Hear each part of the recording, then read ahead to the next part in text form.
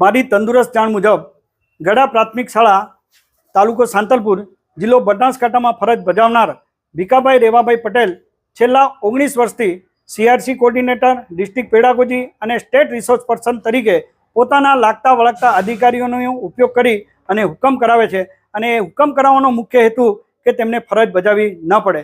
છેલ્લે તેઓએ state resource person તરીકે બિનઅધિકૃત રીતે હુકમ કરાવડી અને તેમણે કોઈપણ જાતની સ્ટેટ રિસોર્સ પર્સનની કામગીરી કરેલ નથી અને તેમણે પગાર મેળવ્યો છે.